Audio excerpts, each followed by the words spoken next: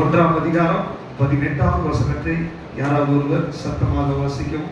1 தீமோத்தேயு 1ஆம் அதிகாரம் 18வது வசனம். குமாரனாகிய தீமோத்தேயுவே, உன்னை குறித்து முன் உண்டான தீர்க்கதரிசனங்களின்படியே நீ அவைகளை முன்னிட்டு நல்ல போராட்டம் பண்ணும்படி இந்த கட்டளையை உனக்கு ஒப்புவிக்கிறேன்.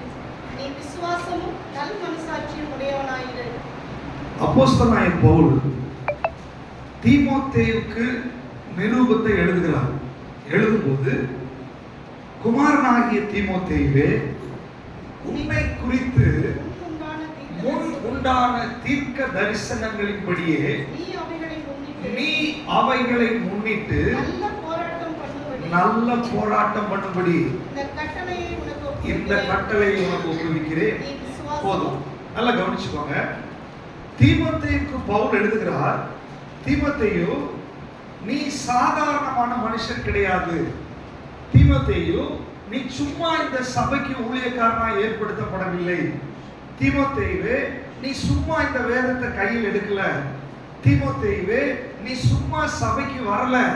இதெல்லாம் உலக தோற்றத்திற்கு முன்னமே, தாயின் கருவிலே உருவாகிறதுக்கு முன்னமே கர்த்தர் உன்னை முன்குறித்ததுனால இவைகளெல்லாம் நடந்திருக்கிறது. அதே நேரத்துல தீமோத்தேயுவே, உன்னை குறித்து தேவன் உன்னை முன்குறித்தது ஒரு பக்கம் இருக்கட்டும், தேவன் உன்னை தெரிந்தெடுத்தது ஒரு பக்கம் இருக்கட்டும், உன்னை அழைத்தது ஒரு பக்கம் இருக்கட்டும், உன் மேல ஒரு பெரிய திட்டத்தை வைத்துதான் தேவன் உன்னை தெரிந்தெடுத்திருக்கிறார். அதை தீர்க்க தரிசனமாகவும் வெளிப்படுத்தி இருக்கிறார் என்று அப்போஸ்தலனாகிய பவுல் தீமோத்தேயுவுக்கு ஞாபகப்படுத்துகிறார். இன்னைக்கு அந்த வசனத்தை நம்ம வாசிக்கும் போது ஆவியானவர் நம்ம ஒவ்வொருத்தரோடையும் இந்த வசனத்தோடு இடைப்படுகிறார். எத்தனை பேர் ஆண்டவர் எனக்கு பேசுறாருன்னு சொல்லி விசுவாசிக்கிறீங்க? ஹல்லேலூயா. வேத வாக்கியங்கள் நமக்காக எழுதப்பட்டிருக்கிறது. பரிசுத்த ஆவியானவர் ஏன் இந்த வாக்கியங்களை நமக்கு எழுதி வைத்திருக்கிறார் என்றால், இன்றைக்கு என்னோடு இந்த வசனத்தின் மூலமாய் பேசுவதற்காக தான் எழுதி வைத்திருக்கிறார். அப்ப இன்னைக்கு உங்களோடு பேசுகிறாரு. நீங்கள் யாராக இருந்தாலும் சரி, நீங்கள் எந்த நிலைமையில் இருந்தாலும் சரி, நீங்கள் ஆணாக இருக்கலாம், பெண்ணாக இருக்கலாம், அல்லது படித்தவர்களா இருக்கலாம், படிக்காதவர்களா இருக்கலாம், வேத வசனத்தில் தேறினவர்களா இருக்கலாம், அபிஷேகம் பெற்றவர்களா இருக்கலாம், பெறாதவர்களா இருக்கலாம், அவருடைய நாமத்தின் மேல் விசுவாசம் உள்ளவர்களாய் அவரை ஏற்றுக்கொண்டு இன்றைக்கு சபையில வந்திருக்கிற உங்களை பார்த்து ஆண்டவர் சொல்கிறாரு, உன்னை குறித்து ஆண்டவர் ஒரு முன்குறிப்பை தீர்க்க தரிசனமாய் அவர் திட்டம் வைத்திருக்கிறார்.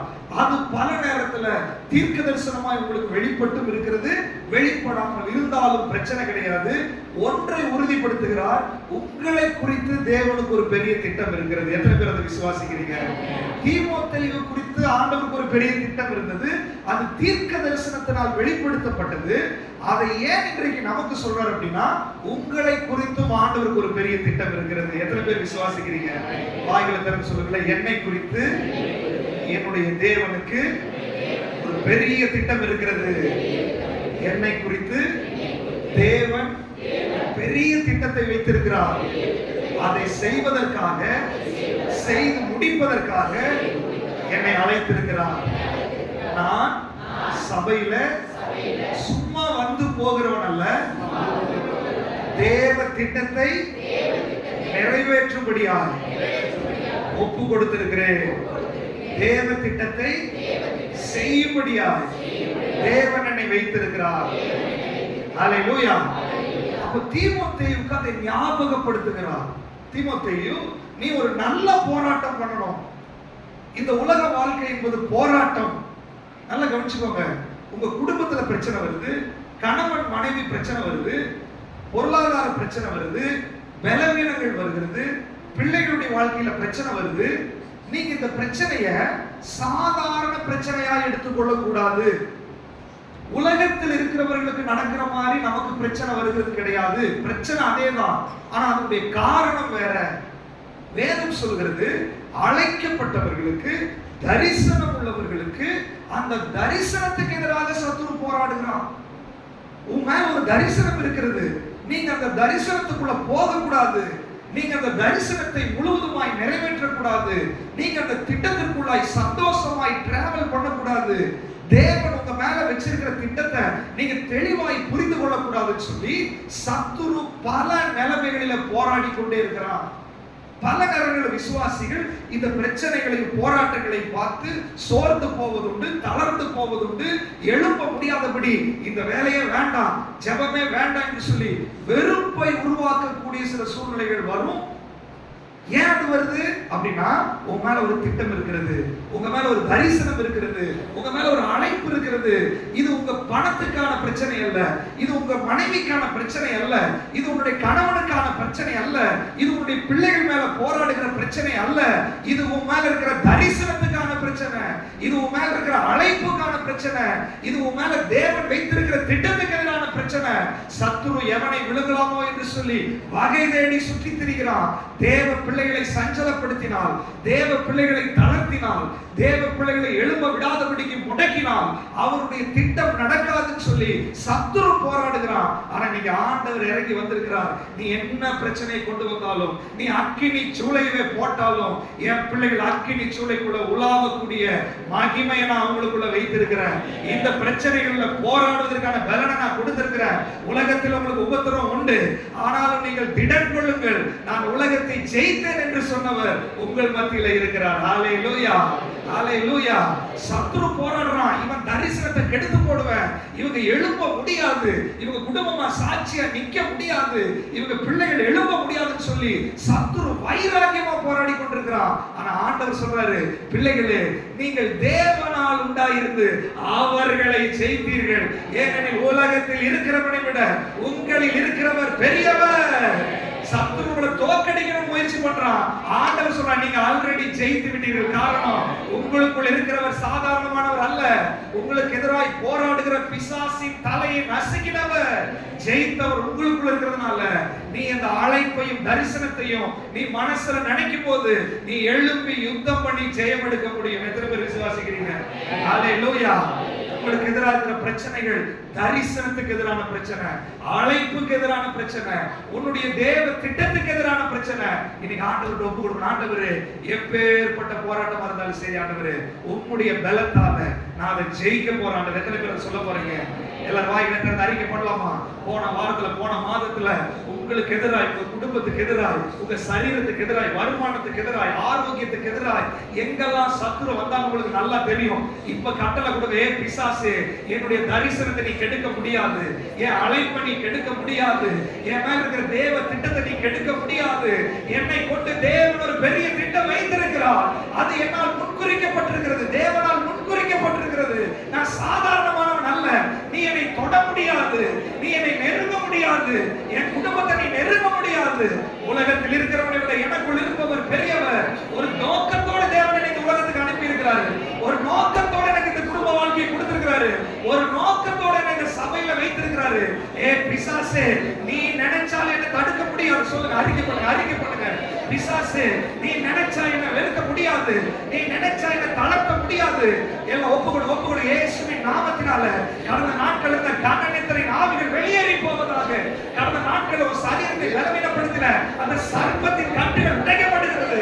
கடந்த நாட்கள் வந்த கோபத்தின் ஆவிகள், மூர்க்கத்தின் ஆவிகள், வைராக்கியத்தின் ஆவிகள், கடந்த நாட்களில் வந்த தரித்திரங்கள், கடந்த நாட்களில் வந்த சத்துரு என்னெல்லாம் போராடினானோ இப்ப நீ அறிக்கை பண்ணும்போது அது விலகி போகிறது. அறிக்கை பண்ணும்போது விலகி போகிறது. நீ சாதாரணமானவன் அல்ல.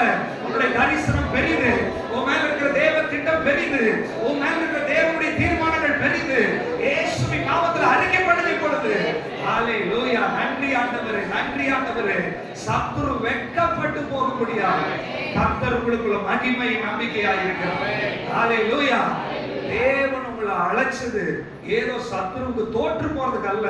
தோக்கிற மாதிரி தெரியும், ஆனா வேதம் சொல்லுகிறது, அவர்கள் முறிந்து விழுந்தார்கள், நாங்களோ எழுந்து நிமிர்ந்து நிற்கிறோம். ஹalleluya. நீங்க விழுந்தாலும் எழுந்து நின்று விடுவீர்கள். ஹalleluya. ஒரு நாள் உங்களை முடக்கலாம், அடுத்த நாள் உங்களை முடக்க முடியாது. ஒரு வாரம் உங்களை தளர்த்தலாம், அடுத்த வாரம் உங்களை தளர்த்த முடியாது.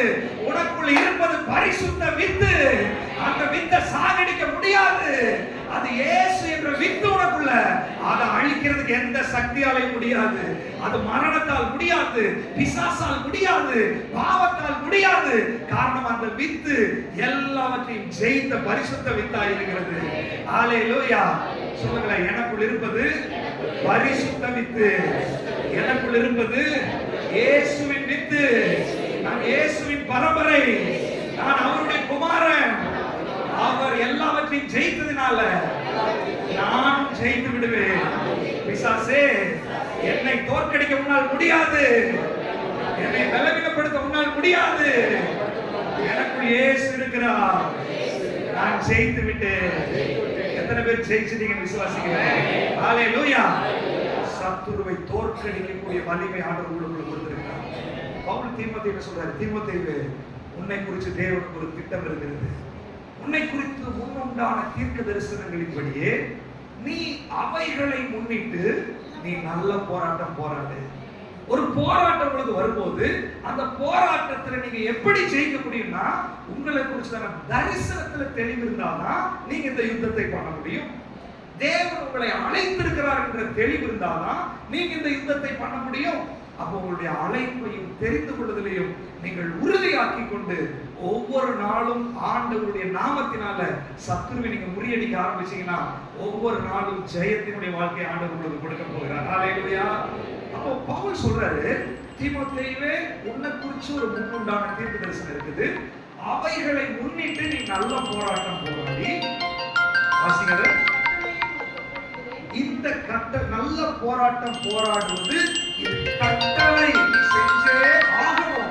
நீ இந்த கட்டளை உனக்கு குறிக்கிறேன்.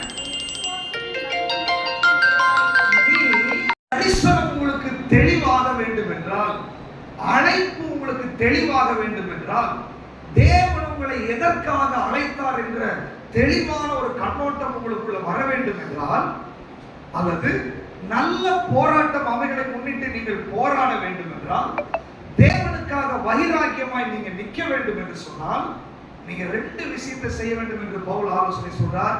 உனக்குள்ள ஒரு விசுவாசம் இருக்கணும், உனக்குள்ள ஒரு நல் மனசாட்சி இருக்க வேண்டும். விசுவாசமும் நல் மனசாட்சியும் நமக்கு ரொம்ப ரொம்ப தேவை. விசுவாசம் என்றால் என்ன? அதை இங்கிலீஷ்ல வாசிங்க அந்த வசனத்தை, 18வது வசனம்.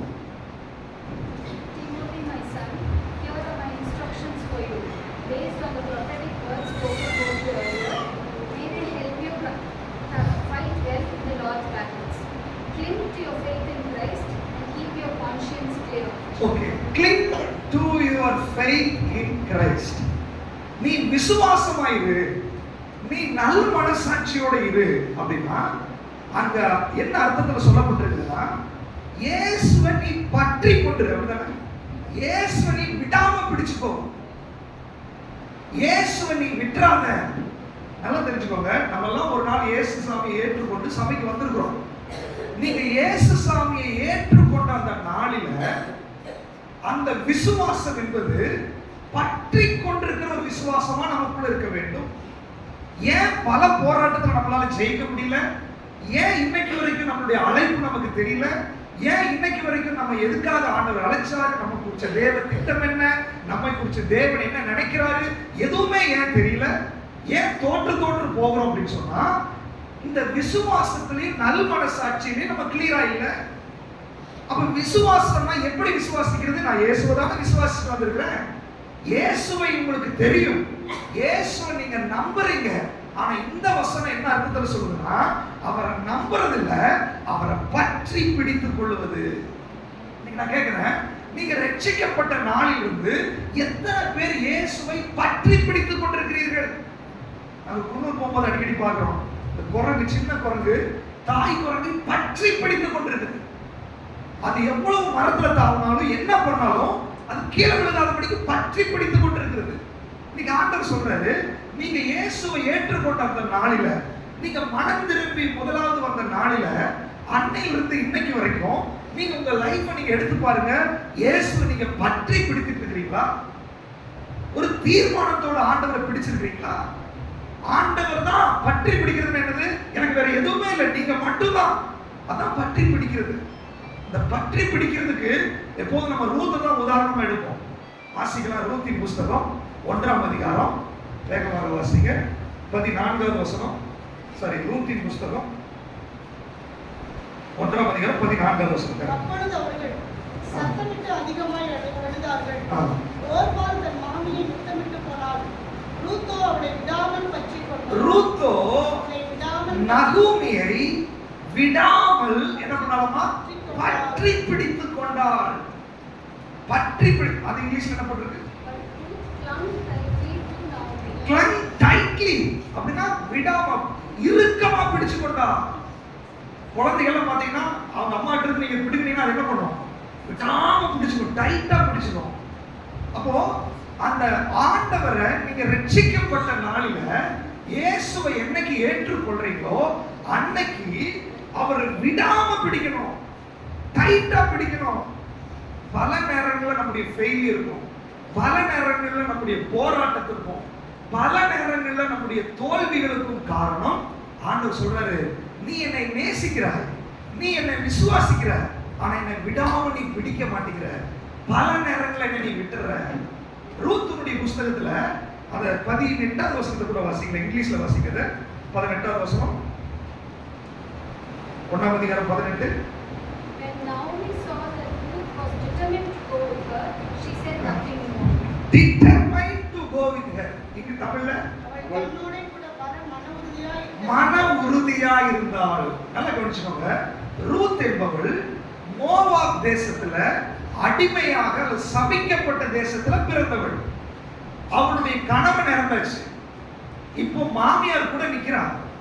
அவளுக்கு இன்னொரு மகனுடைய மனைவி ஓர்பாள், 2 பேர் நிக்கிறாங்க.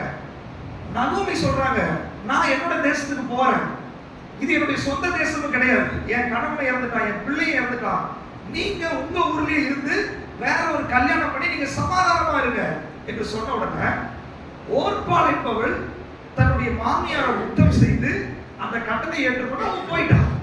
ஆனால் ரூத்தோ விடாமல் பற்றி கொண்டாள். ரூத் நினைச்சிருந்தா திரும்ப போயிருக்க முடியும், யாரும் அவளை கேட்க மாட்டாங்க. ரூத் நினைச்சிருந்தா திரும்ப ஒரு கல்யாண வாழ்க்கைக்குள்ள போய் அவங்க ஊர்ல சந்தோஷமா இருந்திருக்க முடியும், யாரும் கேட்க மாட்டாங்க. ரூத் நினைச்சிருந்தா மாமியாரை விட்டுட்டு அவ சுதந்திரமா இருந்திருக்க முடியும். ஆனால் ரூத் விடாமல் பற்றி கொண்டாள். அந்த அதிகாரத்தை நீங்க வாசி பார்த்தீங்கன்னா, உம்முடைய ஜனங்கள் தான் என்னுடைய ஜனம், உம்முடைய தெய்வம் தான் என்னுடைய தெய்வம், மரணமே ஆனாலும் உங்களை என்னை பிரிக்க கூடாது, மரணம் தான் பிரிக்கணும், அது வரைக்கும் நான் உங்களோட தான் இருப்பேன்னு சொல்லி தீர்மானத்துல மன உறுதியா இருந்தாள். அதுல எந்த விதமான மாற்றமும் கிடையாது.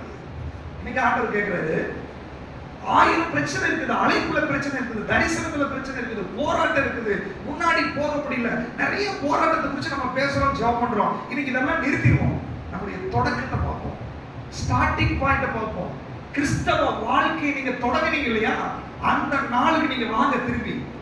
இன்னைக்கு ஆண்டவர் கேட்கிறாரு, அன்னைக்கு நீ என் மேல விசுவாசம் வச்சு இந்த ரூத் மாதிரி என்னை பற்றி பிடித்தாயா, நீ மன உறுதியா இருந்தாயா, எனக்கு நீங்க தான் வேணும், எனக்கு வேற வேண்டாம், எனக்கு பின்னாடி போறதுக்கு நிறைய காரியங்கள் இருந்துச்சு, நினைச்சிருந்தா நான் சினிமா பார்த்துருக்க முடியும், நினைச்சிருந்தா நான் பழைய சிகரெட்டை பிடிக்க முடியும், நினைச்சிருந்தா ட்ரிங்க்ஸ் பண்ண முடியும், நினைச்சிருந்தா எல்லா பாவத்தையும் செய்ய முடியும், ஆனா இதெல்லாம் வேண்டாம் ஆண்டவரே, நீர் மட்டும்தான் எனக்கு வேணும் அப்படின்னு பற்றி பிடித்து ஒரு தீர்மானம் அன்னைக்கு நீங்க எடுத்தீங்களா? ஒருவேளை நீங்க ரட்சிக்கப்பட்ட நாள்ல இருந்து இன்னைக்கு வரைக்கும் 5 வருஷமோ 4 வருஷமோ 3 வருஷமோ 10 வருஷமோ இருக்கலாம். இன்னைக்கு நீங்க அதை திரும்பி பாருங்க.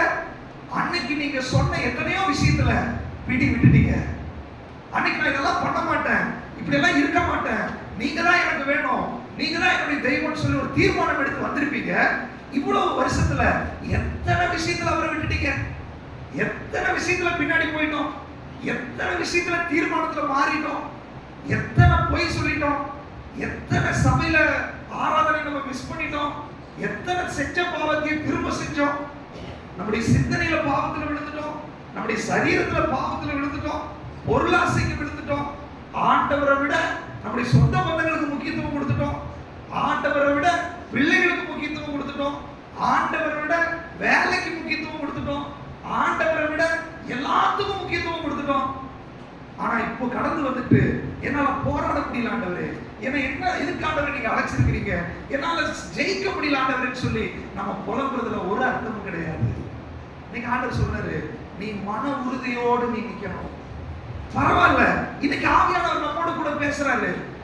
அந்த நாட்கள் நீங்க மிஸ் பண்ணி இருந்திருக்கலாம், இவ்வளவு நாள் நீ விலகி போயிருந்திருக்கலாம், சத்தியத்தை விட்டு நீ விலகி இருந்திருக்கலாம். பட் இன்னைக்கு ஆவியானவர் சொல்றாரு, இன்னைக்கு ஆவியானவருடைய சத்தத்தை உன் காது கேட்கிறதா இருந்துச்சுன்னா இன்னைக்கு அவரை பற்றி பிடிக்கிறதுக்கு ஒரு தீர்மானம் எடுங்க. இதுவே மனம் திரும்புதல் அப்படின்றார் ஆண்டவர். ஹல்லேலூயா. ஒருவனின் பின்னாடி வர விரும்பினால் அவன் தன்னைத்தான் வெறுத்து தன் சிலுவை எடுத்துக்கொண்டு என்னை பின்பற்றி வரணும். சுய வெறுப்பு. இந்த ரூத் அவளுக்கு கம்ஃபர்டபிளா இருக்கிற இடத்தை வெறுத்தா. எனக்கு என்னுடைய மாமியார் போதும். ரூத்துக்கு ஒரு புதிய தேசம், ரூத்துக்கு புதிய நபர்கள். யோசிச்சு பாருங்க, ஒரு விதவை பெண் ஒரு புது இடத்துல, புது நபர்கள் இருக்கிற இடத்துல மாமியாரை மட்டுமே நம்பி அடுத்து எனக்கு வாழ்க்கை கிடைக்குதா தெரியாது, எனக்கு ஒரு திருமணம் நடக்குதா தெரியாது, என்னுடைய எதிர்காலம் எதுவுமே தெரியாது, ஆனாலும் நான் போகிறேன். அதுதான் விசுவாசம்.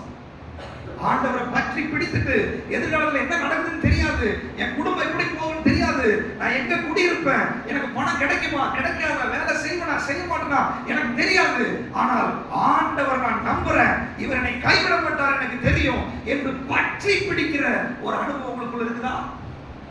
எனக்கு அருமையானவர்களே, அதுதான் மனம் திரும்புதல். அவள் மன உறுதியாக இருந்தாள். இன்னைக்கு ஆண்டவர் கேட்கிறாரு, எத்தனை பேர் இயேசு கிறிஸ்து மேல மன உறுதியாக இருக்கிறீர்கள்? அதுதான் விசுவாசம். அந்த விசுவாசத்துக்குள்ள ஒரு மன உறுதி வேண்டும். என்ன சூழ்நிலை வந்தாலும் சரி. ரூத்துக்கு அவன் மன உறுதியாய் தீர்மானம் எடுத்த போது அவளை சுத்தி சாதகமான சூழ்நிலை எதுவுமே கிடையாது. அவளுக்கு சப்போர்ட்டுக்கு யாருமே கிடையாது. வயசான ஒரு அம்மா, ஒரு வயசு பொண்ணு. யோசிச்சு பாருங்க, அது கூட மேட்ச் கிடையாது. பேச்சு துணைக்கு அவளுக்கு ஈக்குவலான ஏஜ் கூட கிடையாது. ஆனால் அவள் பற்றி பிடித்தாள், அவள் வைராக்கியமாய் நின்றாள், அவள் இந்த தேசத்துக்கு வரணும்னு சொல்லி தீர்மானம் எடுத்தாள். எனக்கு அருமையானவர்களே, பின்னாடி நீங்க வாசிச்சு பார்த்தீங்கன்னா அவளுடைய அந்த தீர்மானத்தினால அந்த போவாஸ் என்ற ஒரு மகன் ஆண்டவர் அந்த ரூத்துக்கு மனைவியாக, ரூத்துக்கு கணவனாக கொடுத்து அந்த ஒரு குடும்ப வாழ்க்கைக்குள்ள வந்து அவளுடைய சந்ததியில இயேசு கிறிஸ்து பிறக்கிற வரைக்கும் ஒரு ஆசீர்வதிக்கப்பட்ட ஒரு குடும்பமாய் அவள் மாறிவிட்டாள். ஹல்லேலூயா, ஹல்லேலூயா. ஆண்டவர் உங்களையும் என்னையும் கொண்டு வச்சிருக்கிற திட்டம் என்ன தெரியுமா? நம்ம பல இடங்கள்ல பிறந்து வளர்ந்து பல சூழ்நிலையில் நம்ம வந்திருக்கிறோம். நம்மளை ஆண்டவர் அழைச்சிருக்கிறார். அழைச்ச உடனே அழைத்த தெய்வத்தை நீங்கள் பற்றி பிடித்தால், அழைத்த தெய்வத்தின் மேல மன உறுதியா இருந்தால், அப்படின்னா என்ன அர்த்தம்? அவரை பற்றி பிடிச்சா அது வரைக்கும் நீங்க பற்றி பிடிச்சதை விடணும். நீ இயேசுவை பற்றி பிடித்ததா இருந்தால் அது வரைக்கும் விட முடியாத இந்த பழக்க வழக்கத்தை நீ விடணும். அதுதான் பற்றி பிடித்ததுடைய அடையாளம். யோசிச்சு பாருங்க, ரெண்டு கையை வச்சு இந்த மரத்தை கட்டி பிடிச்சிருக்கீங்கன்னு வச்சுக்கோங்க.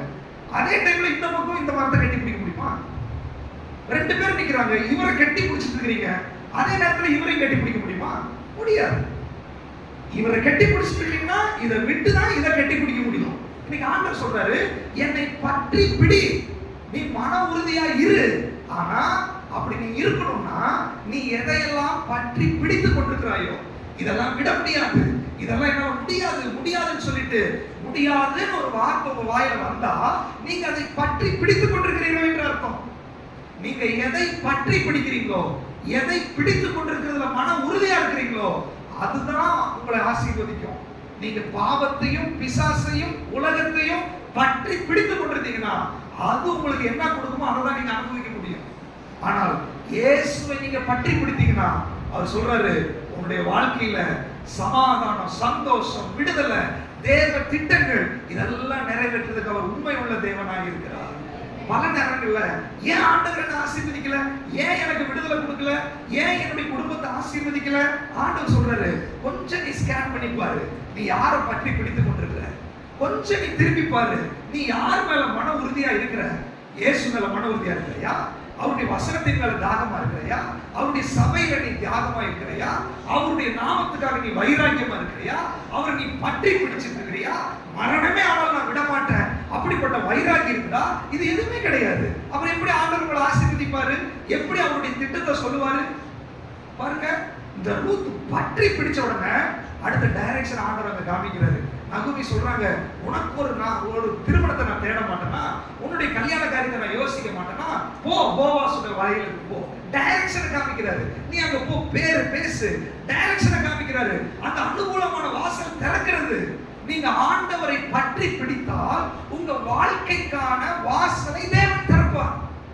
அங்க நகோமி சொல்றாங்க, என்ன நம்பி நீ வந்தீங்களா, உனக்கு ஒரு வாழ்க்கை துணை நான் ஏற்படுத்தாம இருப்பேனா? அந்த வசனம் ரொம்ப அழகா இருக்கு, நீங்க எடுக்கல. 21ஆம் அதிகாரம். அதாவது ஆண்டவரை நம்பினா ஆண்டவர் நமக்கு எதெல்லாம் செய்யறாரு பாருங்க. ரூத்தின் புஸ்தகம்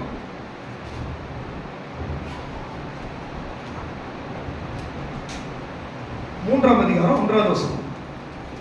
பின்பு அவள் மாமியாகிய நகோமி அவளை நோக்கி, என் மகளே, நீ சுகமாய் வாழ்ந்திருக்கும்படி நான் உனக்கு சௌக்கியத்தை தேடாதிருப்பேனோ? நீ சுகமாய் வாழ்ந்திருக்கும்படி உனக்கு ஒரு சௌக்கியத்தை நான் தேட மாட்டேனா? இங்கிலீஷ்ல வாசிங்க. One day Naomi said to Ruth, my daughter, it's time that I found a permanent home for you, so that you will be provided for. அப்ப என்னன்னா, பர்மனண்டா உனக்கு ஒரு சொல்யூஷன் நான் பண்ண மாட்டேனா? உனக்கு ஒரு திருமண வாழ்க்கையை நான் ஏற்படுத்த மாட்டேனா? உன் வாழ்க்கையில நான் ஒரு நன்மை செய்ய மாட்டேனா? பலரும் அலைஞ்சு திரிஞ்சு கொண்டிருக்கிறீங்க. உங்க குடும்ப வாழ்க்கையில ஒரு பர்மனன்ட் சொல்யூஷன் இல்ல, உங்க வேலையில ஒரு பர்மனன்ட் சொல்யூஷன் இல்ல, குடும்ப வீட்டுல ஒரு பர்மனன்டான ஒரு வீடு இல்ல, அலையிறீங்க, திரியிறீங்க, ஒரு சொல்யூஷன் இல்லாம பலரும் போராடிட்டு இருக்கிறீங்க. ஒரு நிரந்தரமான தீர்வே கிடையாது. இன்னைக்கு ஆண்டவர் சொல்றாரு, நீ என்னை பற்றி பிடித்தால், நீ என் கூட இருப்பதற்கு மன உறுதியா இருந்தால், நான் உனக்கு ஒரு நல்ல காரியத்தை தேட மாட்டேனா? ஒரு பர்மனன்ட் சொல்யூஷனை கொடுக்க மாட்டேனா?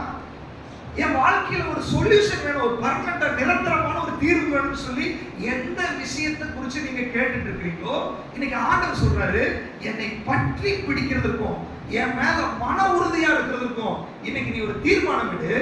ரூத் அப்படி ஒரு தீர்மானம் எடுத்த உடனே நகோமி சொல்றாங்க, நான் உனக்கு ஒரு சுக வாழ்க்கையை தேட மாட்டேனா? உனக்கு ஒரு நிரந்தரமான சொல்யூஷனை நான் பண்ண மாட்டேனா? ஒரு சாதாரண பெண்மணியாகிய நகோமிக்கு இவ்வளோ கரிசனை அப்படின்னா உங்களுக்காக ஜீவனையே கொடுத்திருக்கிறாரு. தன் சொந்த குமாரன் என்று பாராமல் அவரையே நமக்காக ஈவாக கொடுத்தது உண்மைன்னா, அவரோடு கூட மற்ற எல்லாவற்றையும் அருளாது இருப்பது எப்படி? ஆண்டவர் செய்ய மாட்டாரா? பல நேரங்களில் அவரை பற்றி பிடிக்காததுனால உங்க வாழ்க்கையில சுக வாழ்வு துளிர்க்கல. அவரை நீங்க பற்றி பிடிக்காததுனால, அவர் மேல மன உறுதியா இல்லாததுனால உங்களுக்கான நன்மைகள் வெளிப்படவில்லை. இன்னைக்கு ஆண்டவர் சொல்றாரு, இனியும் நீ என்ன பற்றி பிடிக்காம, ஒரு பரிபூர்ண மன திரும்புதலுக்குள்ள வராம, உலகத்தை விடாம, பாவத்தை விடாம, நீ என்னை மட்டுமே வைராக்கியமா பிடிக்காம ஒரு கிறிஸ்தவ வாழ்க்கையை நீ தொடருவாய் என்றால், உன் வாழ்க்கையில சுக வாழ்வோ, நன்மையோ, பர்மனண்டான சொல்யூஷனோ நீ எத்தனை ஜெபம் பண்ணாலும் வராது. ஜெபம் பண்ணலாம், பட் நீங்க பற்றி பிடித்து ஜெபம் பண்ண வேண்டும்.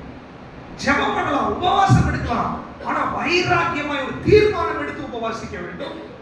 எல்லாம் சரி, நீங்க மோவாபில் இருந்து ஜெபம் பண்ணா பதில் வராது.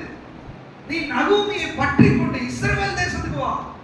அந்த தேசத்துல உன்னுடைய பஞ்சத்துக்கு பரிகாரம் கிடைக்கும். அந்த தேசத்துல உன் தரித்திரத்துக்கு பரிகாரம் கிடைக்கும். மோவாப் தேசத்துல புருஷன் செத்தா, மாமனார் செத்தாரு, சாவு தான் வந்துச்சு. ஆனா இஸ்ரவேல் தேசத்துல அவங்களுக்கு ஆசீர்வாதங்கள் வர ஆரம்பிச்சது. நீ தேவனை விட்டுட்டு மோவாபில் இருக்கிற வரைக்கும், உலகத்துக்குள்ள இருக்கிற வரைக்கும், பாவத்துக்குள்ள இருக்கிற வரைக்கும் நன்மைகள் வராது. சாபங்கள் தான் வரும், இழப்புகள் வரும், பொத்தல் பையில போட்ட மாதிரி இருக்கும், ஆசீர்வாதம் வராது, விடுதலை நடக்காது. நீங்க ஜெபம் பண்ணுவீங்க. நகோமி மோவாப்ல உட்கார்ந்தா அந்த அம்மா இஸ்ரவேல் தேசத்துடைய பெண் தான். அந்த அம்மா நியாயப்பிரமாணத்தை படிச்சவங்க தான். ஆனாலும் கணவனை இழந்து, மகனை இழந்து, எல்லாத்தையும் இழந்துட்டு தான் போனாங்க. மிகுந்த கசப்போட இஸ்ரவேல் தேசத்துக்கு வந்தாங்க. ஆனா இஸ்ரவேல் தேசத்துக்குள்ள வந்த உடனே ஆசீர்வாதத்தினுடைய ஊற்று திரட்ட ஆரம்பிச்சிருச்சு. நீங்க ஆண்டவர் சொல்றாரு, யாரை பற்றி பிடித்துக் கொண்டிருக்கிறீர்கள்? எந்த இடத்துல நீங்க குடியிருக்கிறீங்க? இன்னும் நீங்க மோவாபில் இருக்கிறீங்களா, அல்லது இஸ்ரவேலுக்கு வந்துட்டீங்களா? இன்னும் நீங்க உலகத்தில் இருக்கிறீங்களா, இல்ல நீங்க ஆண்டவருக்குள்ள வந்துட்டீங்களா? இன்னைக்கு ஒரு தீர்மானம் எடுக்க. எனக்கு அருமையானவர்களே, உங்களை குறிச்சு ஒரு தேவன் திட்டம் வைத்திருக்கிறார். தேவன் ஒரு பெரிய பிளான் வச்சிருக்கிறாரு. அந்த திட்டத்தை நிறைவேற்றணும்னா நீ ஒரு நல்ல போராட்டம் போராடணும். அந்த போராட்டம் போராடணும்னா நீ ஆண்டவரை பற்றி கொண்டுதான் மட்டும்தான் அது நடக்கும். நீ ஆண்டவரை பற்றி கொள்ளாமல், வைராக்கியமான ஒரு மனம் திருப்புதல் இல்லாமல் நீங்க என்ன ஜெபம் பண்ணாலும் நீங்க போராட்டம் போராட முடியாது. உங்களுக்கான அழைப்புல நீங்க நடக்கவும் முடியாது. நீங்க சுக வாழ்வுக்குள்ள போகவும் முடியாது.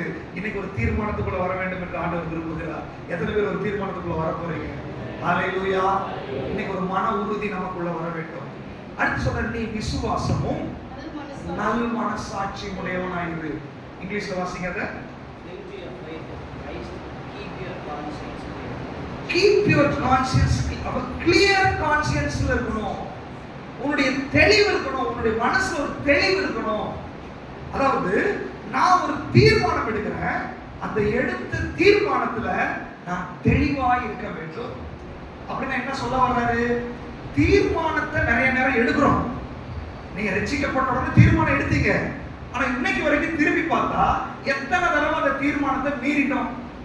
நான் ரட்சிக்கப்பட்ட நாள்ல இருந்து எடுத்த தீர்மானத்துல இருந்து மீறவே இல்லை அப்படின்ற ஒரு அலையிலேயே சொல்ல பார்க்கலாம். ஐயா முதல்ல கை தூக்குங்க.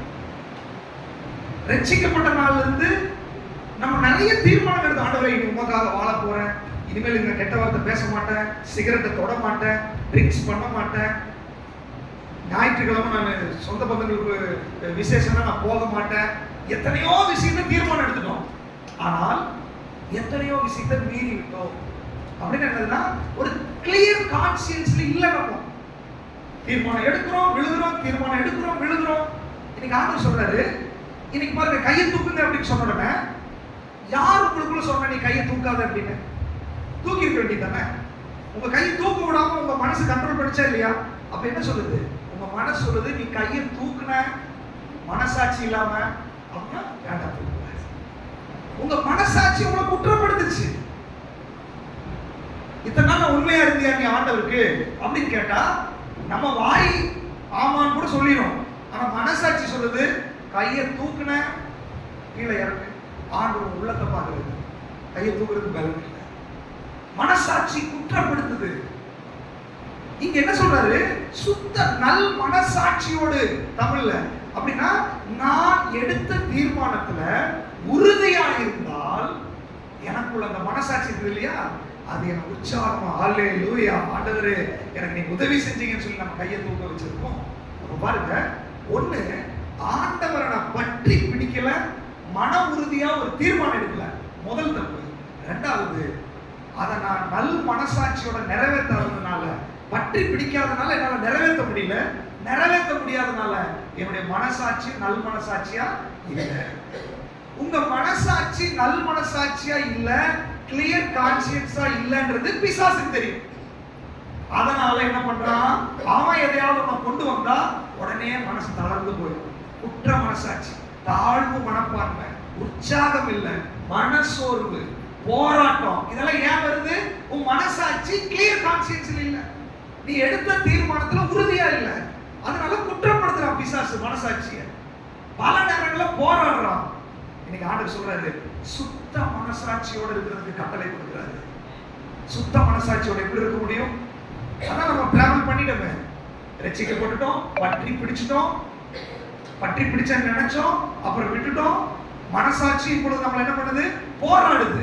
இப்ப விஷயம் என்னன்னா, இன்னைக்கு நான் ஆண்டவரை பற்றி பிடிக்கிறது, ஒரு தீர்மானம் எடுக்கணும். அடுத்தது, ஆண்டவரே என்னுடைய மனசாட்சியின்படி என்னால ஜெயிக்க முடியல, நான் இன்னைக்கு கூட பற்றி பிடிக்கிற ஆண்டவரே, ஆனா அடுத்த வர வரைக்கும் என்னால நிக்க முடியுமான்னு எனக்கு தெரியல, எனக்கு பலன் இல்லை, நிற்கிறதுக்கு எனக்கு பலன் இல்லை. அதனால உங்க பலன் எனக்கு வேணும் ஆண்டவரே. அந்த நான் எடுத்த தீர்மானத்துல நிக்கிறதுக்கான உங்களுடைய பலனை எனக்கு கொடுங்க ஆண்டவரே அப்படின்னு சொல்லி நீங்க நம்ம ஆண்டவருக்கு வாசிங்க. அதுக்கு கீழே இருக்கிற வசனத்தை கூட 19வது வசனம், நல் மனசாட்சியை சிலர் தள்ளிவிட்டு விசுவாசமாகிய கப்பலை சேதப்படுத்தினார்கள். உமேனேயும் அலெக்சாந்தரும் அப்படிப்பட்டவர்கள்.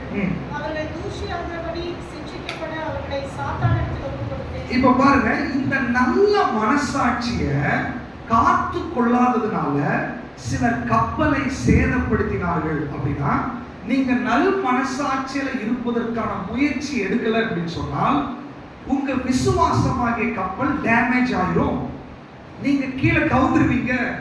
அப்ப என்னதான் பண்றது?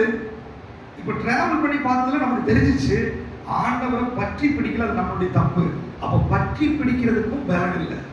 அடுத்து தீர்மானம் எடுத்ததுல இவ்வளவு வருஷமா ஸ்ட்ராங்கா நிக்க முடியல, அதனால என்னுடைய மனசாட்சி குற்றப்படுத்துது. அப்போ நான் எடுத்த தீர்மானத்துல என்னால உறுதியாகவும் இருக்க முடியல, நல் மனசாட்சி காத்துக்கொள்ள முடியல. சோ பற்றி பிடிக்கிறதுக்கு எனக்கு பலன் இல்லை, என்னால நல் மனசாட்சியோட இருக்கிறதுக்கு எனக்கு பலன் இல்லை. இந்த ரெண்டு விஷயத்துல என்னால முடியும்னு யாராவது சொல்றீங்களா? நான் பற்றி பிடிச்சிருவேன், நான் நல்ல மனசாட்சியோடு இருந்துருவேன், இதுவரைக்கும் இல்ல பட் இனி இருந்துருவேன், என்னால முடியும்னு யாருக்கு சொல்ல முடியுது? முடியாது. என்னாலே முடியாது, உங்களாலையும் முடியல. இதான் ஃபெயிலியர். இப்போ ஒரே ஒரு விஷயத்தை சொல்லி நம்ம ஜெபம் பண்ண போறோம். பற்றி பிடிக்கிறதுக்கு நீங்க ஒரு தீர்மானம் எடுக்கிறோம். நல் மனசாட்சி நமக்கு தேவை. இது ரெண்டும் என்னால முடியல, இதுதான் என்னோட வாழ்க்கையில ஃபெயிலியர், கிறிஸ்டியன் லைஃப்ல ஃபெயிலியர். இப்ப ஆண்டவர் ஒரு ஃபார்முலா வச்சிருக்காரு. இந்த மனம் திரும்புதலுக்கும் இந்த நல் மனசாட்சிக்கும் இடையில ஒரு விஷயத்தை வச்சிருக்காரு. வாசிங்க 1 பேதுரு 3ஆம் அதிகாரம் 21ஆவது வசனம். அதற்கு ஒப்பனையான ஞான ஸ்நானமானது மாம்ச அழுக்கை நீக்குதலாயிராமல் தேவனை பற்றும் நல் மனசாட்சி உடன்படிக்கையாயிருந்து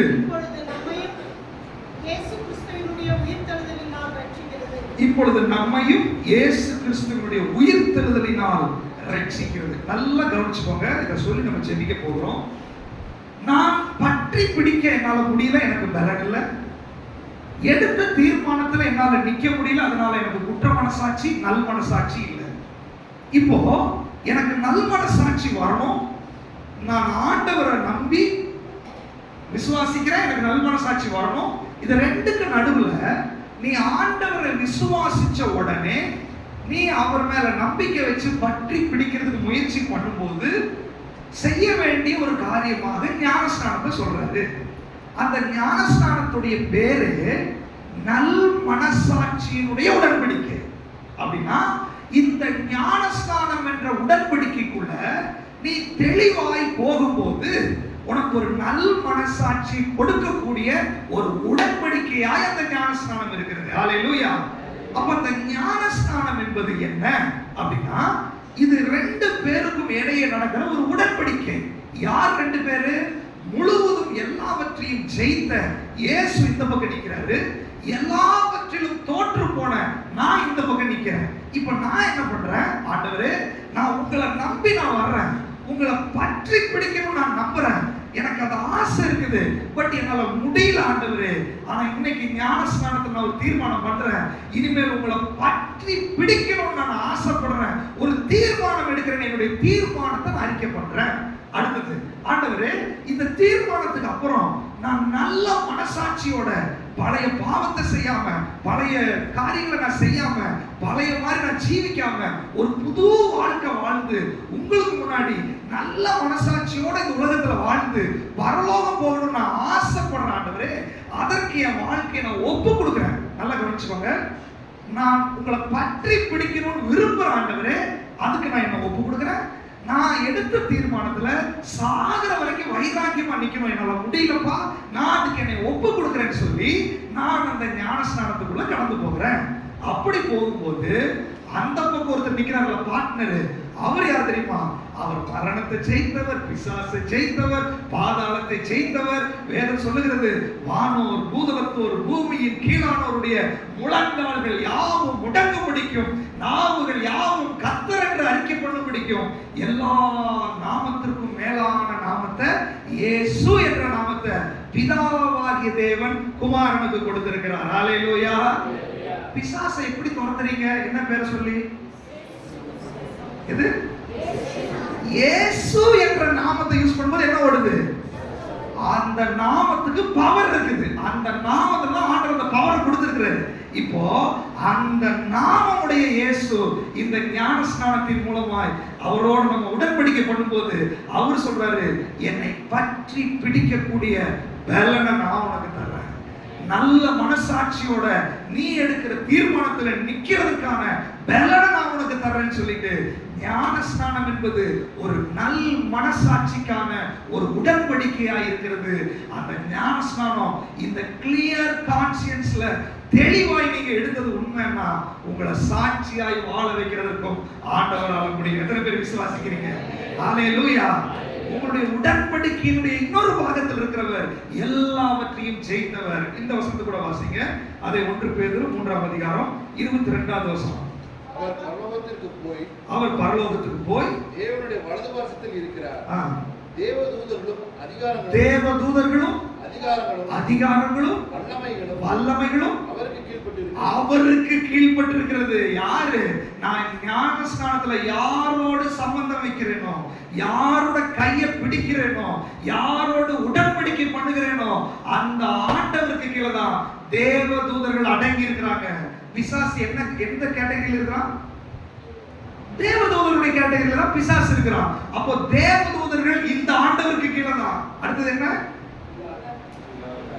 அதிகாரம். இந்த உலகத்துல என்ன அதிகாரமா இருந்தாலும் அது இந்த ஆண்டவருக்கு கீழே தான். அடுத்தது வல்லமையும் இந்த ஆண்டவருக்கு கீழே தான். அப்போ தேவதூதர்கள், அதிகாரங்கள், வல்லமைகள் இதெல்லாம் கீழடக்கி இருக்கிற ஆண்டவர் சொல்றாரு, நான் உன் கையை பிடிக்கிறேன், நான் உன் கையை பிடிக்கிறேன்.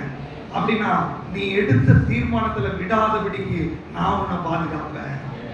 இந்த தேவதூதர்களின் வல்லமையும் அதிகாரத்தையுடைய இயேசுவை நான் பற்றி பிடிக்கும் போது அவர் சொல்றாரு, நீ என்னை பற்றி பிடித்துக் கொண்டிருக்கிறதுனால நீ எடுத்த தீர்மானத்திலிருந்து விலகாதபடி நான் உன்னை பாதுகாக்க போகிறேன். உன்னுடைய நல் மனசாட்சியை நான் பாதுகாக்க போறேன். உன்னுடைய மனசு உன்னை குற்றப்படுத்த முடியாது. நீ எந்த நேரத்துல என் சமூகத்துல வந்தாலும் ஒரு தெளிந்த புத்தியோட கூட நீ இருப்பாய். உன் மனசு தெளிவா இருக்கும் போது நீ என்ன பண்ணுவ? நல்ல போராட்டம் போராடுவ. நீ நல்ல போராட்டம் போராடும் போது உன்னை குறித்து முன்னுண்டான தீர்க்க தரிசனங்கள் நிறைவேற ஆரம்பிச்சிடும். நீங்க யாரும் சும்மா இருக்க முடியாது.